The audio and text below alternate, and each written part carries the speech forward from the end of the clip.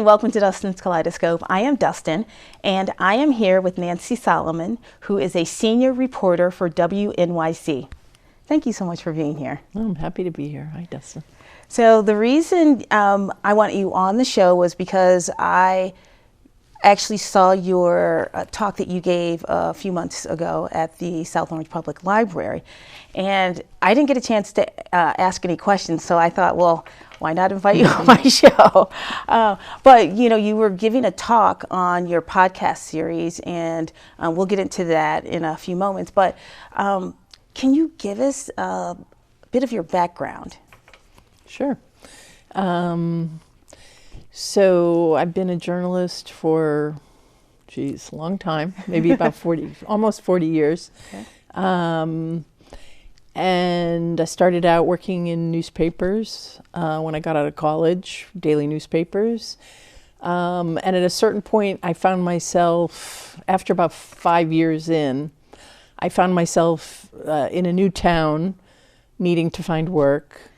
And it was Eugene, Oregon. It had one newspaper. They didn't hire me for any job I applied for. Oh, no. And I was kind of struggling, and people kept saying, oh, go volunteer at the public radio station. Huh. And I was sort of like, but, you know, I'm a journalist. I'm not going to be like licking stamps for fundraising letters. I want to be, you know, writing, you know, doing news. I got so desperate, you know, having no work, that I went and volunteered. And the day I walked in, the news director was very apologetic. I mean, I had no idea how small it was. And he was very apologetic because he was like, didn't have anybody to do anything that day. Oh, wow. And there was a big press conference happening, and he needed a reporter there, and asked kind of sheepishly, like, do you mind going? And I was like, Sure, I'd love to go. And so I went to that press conference. I filed a story on the payphone for the like 5 o'clock newscast, and then came back to the station, and everybody went home for the evening, and they sort of showed me how to work the mixer board, and it was reel-to-reel tape, and I produced a little 45-second story. It took me till like midnight because I couldn't figure out how to do anything, and I was there all alone. And I loved it, and I just never wanted to do anything else, really. Wow. Seriously. So I started volunteering there all the time. I started getting some paid work and freelancing for National Public Radio, and just chipped away at making a career out of it. Okay, and then how did you get to WNYC? So I moved. So all of these moves happened because I had a partner who was a college professor, and so we were moving around a little bit during that period of our lives. And we ended up in New Jersey, and National Public Radio, I had been freelancing for them from Oregon, but once I got to New Jersey, I could tell it was going to be just a very rich place to mine for stories, because the New York reporters don't want to cover New Jersey, and the Philadelphia reporters don't want to cover New Jersey. And I could just tell in the months before we moved, I was listening and paying attention. I could see that nobody was really out there coming up with good Jersey stories. So I just kind of feasted on that when I got here. I just immediately started filing for the national network and basically built a freelance career working for NPR. And then the perfect job for me came up at WNYC. WNYC is the largest public radio station in the country because it's New York. And they had purchased from Chris Christie, the governor of New Jersey, they'd purchased the licenses for the radio stations in New Jersey, which were owned by the state. He wanted to get rid of them. And they were looking for somebody to coordinate their New Jersey coverage and sort of start up their New Jersey coverage and hire reporters and put together like a New Jersey bureau. Okay. And I had been covering, I was basically the only public radio reporter who had been covering New Jersey for 10 years at that point. You freelance? Yeah, as a freelancer. Oh, okay. So there wasn't anybody really that was else who was doing it. So I was kind of in the perfect place at the perfect time for that job. And it was at a point where at that point, my son was probably, 14 years old. And I felt like I was ready to take on a full-time job. I had been really happy working from home, freelancing up to that point. Wow. That's amazing. What a circuitous but very direct way to get to radio here in New Jersey. Yeah. So you basically started this branch here in New Jersey. Yeah, I mean, it's really like a news team. Like we work out of the New York office, although now with work from home, we're all home. Oh, got it. But okay. I would go to New York every day, but I would coordinate all of our New Jersey coverage from there. I thought initially I wouldn't necessarily go to New York and work in New York, but I found that if I wasn't at the 9:30 meeting every morning with the editors, sort of fighting to get stories done for New Jersey, then it didn't happen. So I felt like I really needed to be there every morning. Okay. Very interesting. Yeah. So the reason I had you on is, as I said before, is that you have a podcast out called Dead End, a New Jersey Political Murder Mystery. So first of all, the podcast was absolutely phenomenal. I really enjoyed it. But for those few people who have not heard it yet, can you tell us a little bit about it? Sure.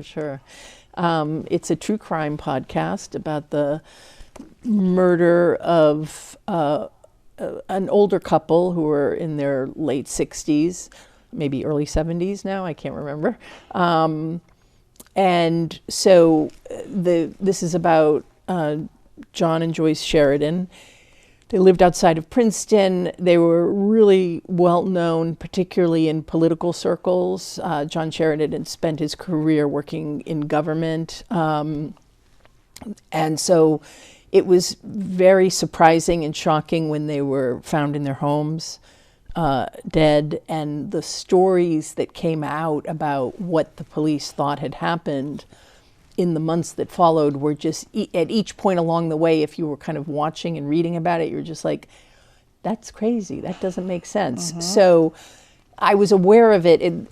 Their deaths occur in 2014. I was aware of it then, but I was coordinating our New Jersey coverage, and we were very much caught up with Bridgegate and scandal involving Chris Christie. Right. And so we just didn't have the resources to report that story. But I was watching it. Anyway, so the story is about what happened to the two of them. And it turns out that John Sheridan worked for a very powerful political boss, someone who works kind of in the background for the Democratic Party in South Jersey. And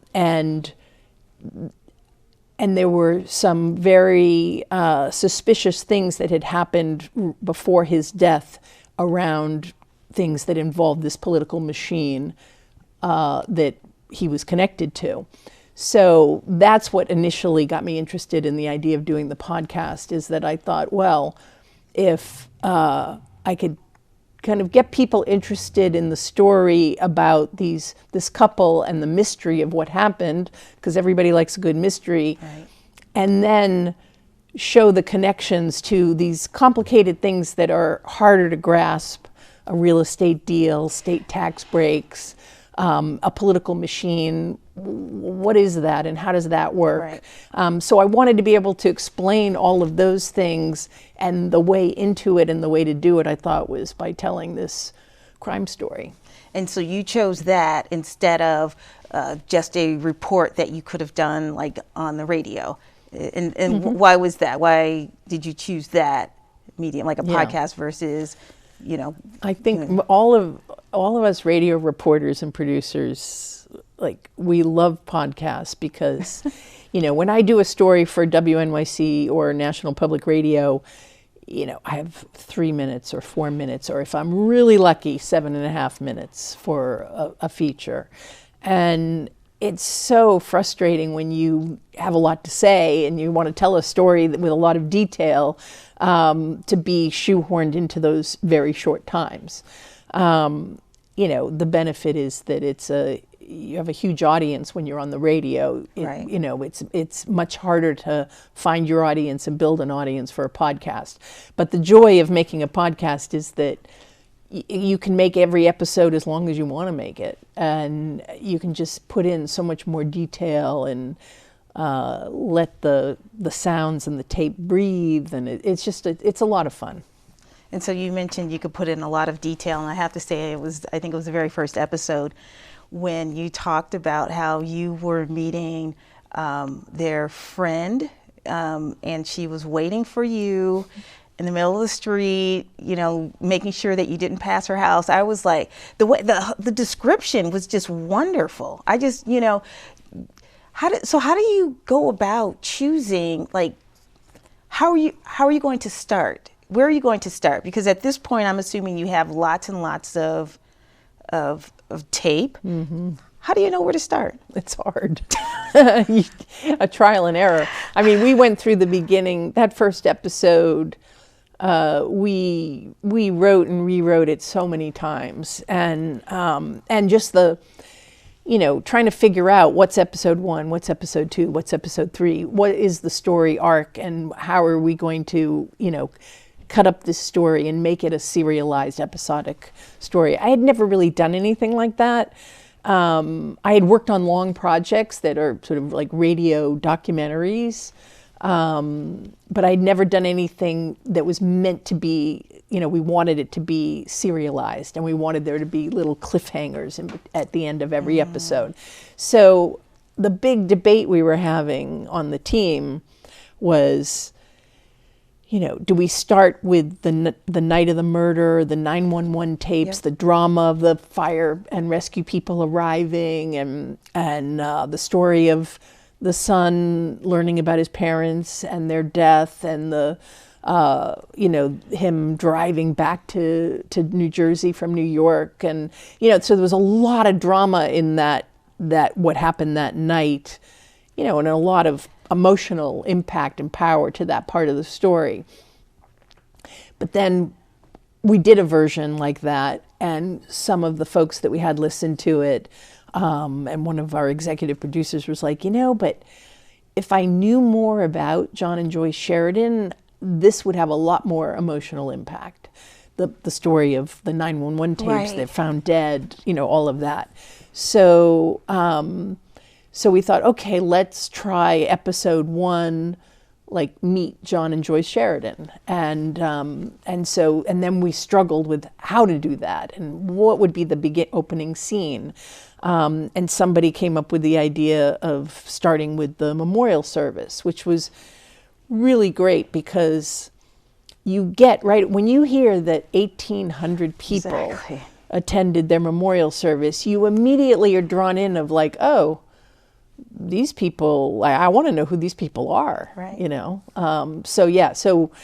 But at each point along the way, we struggled with decisions, we tried things, we listened, and just tried, you just try to make it work. And I had a great editor, great executive producer, and, the collaboration was just really, really strong on this. Wow, that's phenomenal. We have to take a short break, but I want to resume this part of the conversation when we come back, just because I think the mechanics are just so interesting. So this is Dustin. This is Dustin's Kaleidoscope, and we will be right back.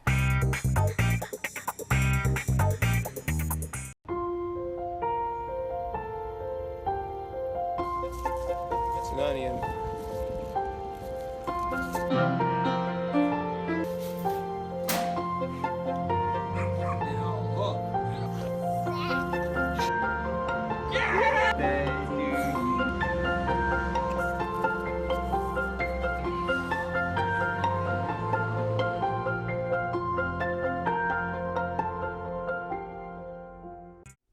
Hi, and welcome back to Dustin's Kaleidoscope. I am Dustin, and I am joined today with Nancy Solomon, who is a senior reporter for WNYC. And before we left, during the break, you were telling me about how you chose to start the podcast and the cliffhangers that you had to have on each, at the end of each episode. So one thing you mentioned that I didn't even know happened, that people did this, but you actually had someone or people listen to each episode before. So when you did that, you mentioned that 1800. You chose to do 1800. Were there some other things that you had to consider when you were looking at the whole project? Yeah, I mean, there was so much. There was so much to consider. But I think really it was all about, like, how do we tell this story? And I felt confident that we could get up through episode 3 by telling the story of who the Sheridans were, their tragic death, the crazy investigation and all the details about the investigation that didn't make sense. I felt like we had a really strong story that people were going to want to listen to. I was afraid that as soon as we hit episode 4 and we started talking about, like, the history of the Attorney General's office in New Jersey and the political machine and how that works, and political corruption in Camden, and then even worse, a real estate deal and tax breaks, I thought, oh, people are going to hate me. They're going to hate this story. They're going to stop listening. They're going to be so mad that it's no longer a detective story and now it's moved into something else. So I was really worried about it, but that was what we wanted. That's what we were going to do. That's what we always planned to do. And so then it was just a question of how can we tell the story in the most compelling way so that people want to find out how the political machine operates, and they want to know about this real estate deal that is, so suspicious and problematic on the Camden waterfront. So you mentioned that basically it's very document heavy, like real estate deals, accounting, financial documents. It did not come across as like, wow, this is very heavy and I don't want to continue listening. How did you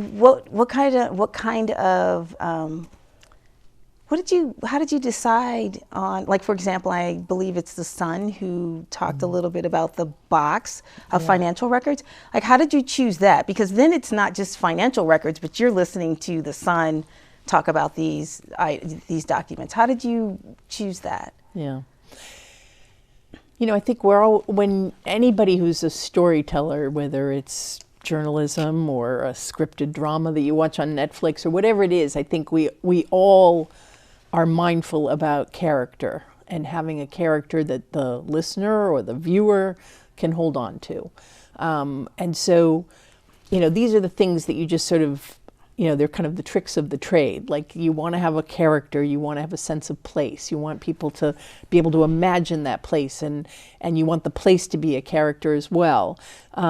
So, for a long time, I didn't know that Mark Sheridan was actually going to agree to do an interview. He had been providing me with documents for quite some time, and he was very supportive of the project and would talk to me, but not on tape, not really on the record. Oh, really? Okay. And then he finally agreed to do it, and that was kind of a watershed moment, because then I had my character and I had my person who was basically going to be our guide and take us through the story.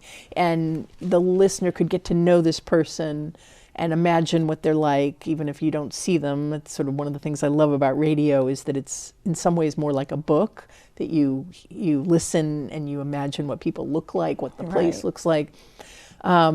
So anyway, that's how we got to that point, which I believe is the beginning of episode 6, where, which it was going to be 7 episodes, it turned into 8, but now we're really far into the story, and you've met Mark Sheridan many times throughout, but here's the moment where all of these documents that the reporting is so heavily based on, that's all going to be explained by him kind of, telling the story of the documents sitting on the table in his parents' dining room table the night that they were killed.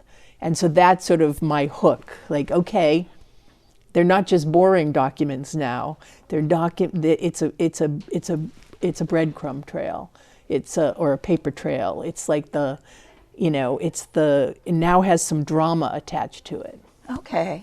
That is so interesting, because I You know, as I was listening to it, I was thinking, when you said it was very descriptive, you even mentioned, I believe it was like the blinds or the shutters. And I was like, I feel like I'm there. I feel like I'm there. You know, it was very good descriptive storytelling. And even when when he mentions that, you know, he's in his parents' kitchen, I can just imagine, like, this is probably a kitchen that's probably like, this is just me thinking, like, maybe from, you know, decor from like the 80s or the 90s, you know what I mean? Like, so it was, the way the story was told, it really helped me create all of the other things that I could not see. That's the beauty of radio. You know, one other thing, you know, this could be sort of dicey or a little risky. Did you ever feel unsafe? Because these are, you know, this is New Jersey, and, you know, it could become unsafe at times. Did you ever feel unsafe? A little bit. You know, there were times when I was a little nervous. I mean, it never solved the murder, so maybe that helped. Like, you know, there was really no reason for anybody to come after me because I didn't solve the murder. And so it wasn't like there was some bad guy who was going to come after me about that. You know, there are journalists whose lives are in danger all over the world, and every year there are journalists who lose their lives. That has not happened in New Jersey. It's not, you know, I just didn't feel like, you know, I was a little nervous. I wasn't nervous enough to make me not want to do it. Got it. And I think I read somewhere that this whole project took about 2 years. So how did you, like, was it a year in gathering the information and a year actually developing the podcast and editing, or was it, like, what was the breakdown? It was kind of 3 years. Oh, 3, okay. But you're right, 2 years, but it was like 2 years spread over 3 years. Oh, got it, okay. So in 2019, I had a grant to work on one reporting project. And it was, I was looking into the political machine in Camden, and it led me to the tax breaks and to the real estate deal. So the stuff at the back end of the podcast, I discovered first. And I was working, and I did a series of stories about it. And frankly, I was kind of frustrated that the stories didn't get quite as much attention and legs that I wanted them to have. But I understood why. Like, it's just not great radio to be talking about these documents and real estate deal and tax breaks. So in the course of that reporting in 2019, that's when I learned that John Sheridan had been involved in this real estate deal that I was already reporting on, but I didn't realize it was I didn't realize his role. And when I learned about his role, I thought, wow, I knew about, his death, and it just sort of sat there in the back of my head. Like, it was shocking to me that he was connected to it. Excuse me. So when I finished that year of reporting, I then pitched doing a true crime podcast that starts with the mystery of the murder and then moves to the stuff I had already reported on in 2019. But I started in January of 2020, and as everybody knows, in March of 2020, everything changed. Right. And so I went home to work from home and continued working on the podcast until the news was just so enormous that it was basically an all hands on deck situation for our newsroom. Okay. So I spent the rest of 2020 working, just covering the COVID pandemic in New Jersey. And then I got back into it in 2021 and then was sort of mostly full time working on the podcast. Okay. Now, do you have a large team, or, because I know you have, like, the music, by the way, was really good. So I don't know if you have, like, somebody specifically for the music, or is it sort of... Genius. Yeah. Jared Paul did all the music and sound design. He composed the music. Wow. And he did all the mixing, for all the tape and basically everything you hear, he had his hands on. Okay. And then I had a editor, Karen Frillman, who's one of the best editors at WNYC. So I was super lucky to have her. And another old radio hand. And our executive producer, Emily Botine, basically runs the whole podcast arm of WNYC, but she was very hands-on, basically as a producer. And then we had a ton of support from the whole organization, marketing, sponsorship, getting the art for the thumbnail art, just a million things that people did to make it work. But it was our little team that actually made the podcast itself. So that must make, so having such a big team, that must make it so much easier for you just to focus on the story. Yeah, that's because you don't have to work on the really music. nice. You don't have to work on the, I mean, I'm sure, are you right there with the editor as this person is editing, or how does that work? If you mean like the mixing of it? Yes. No, he's doing it on his own and sharing drafts, versions of it with us. A lot of the editing we did together in person, me, the editor, and the executive producer. When I tracked my narration, I was with the editor and the executive producer. Okay. They made me do it so many times that I practically had the script memorized. But it's true. It's amazing to have a whole organization doing all the other stuff that makes it happen. I mean, I don't even really know anything about the economics of podcasting. I kind of wish I did. I would love to be able to someday make my own and know how to do all those other things, but I really am solely focused on the storytelling and research and reporting end. Wow. So are there any updates as of today? Yeah, in fact, so yesterday, one of the central characters in all of this is a man named George Norcross, who runs one of the largest political machines in the state, and it has enormous influence in South Jersey where all this action takes place. Right. And he announced yesterday that he is stepping away from politics and is going to not run a party organization that he actually isn't even on paper is running. I mean, he has no official position, but he says he's stepping down. So that's interesting. I'm not sure what to make of that. The Attorney General announced, before we'd finished the podcast, the Attorney General, Matt Platkin, announced that he was investigating reopening the Sheridan murder case. There's been word and reporting on the fact that there have been subpoenas served to people at Camden City Council about the real estate deal and the tax breaks and all of the Camden waterfront development. So we may hear about something coming in terms of indictments or something around that. I don't know yet. But clearly it's being looked into. So that's all interesting. That is very interesting. And unfortunately, we've run out of time, and I didn't get to all of the other questions I have for you. But thank you so much for coming on and being on the show and telling us about your podcast and how it was developed. I really appreciate it. Oh, happy to be here. I'm Dustin Dumas, and that was Dustin's Kaleidoscope. We will see you next time. Bye.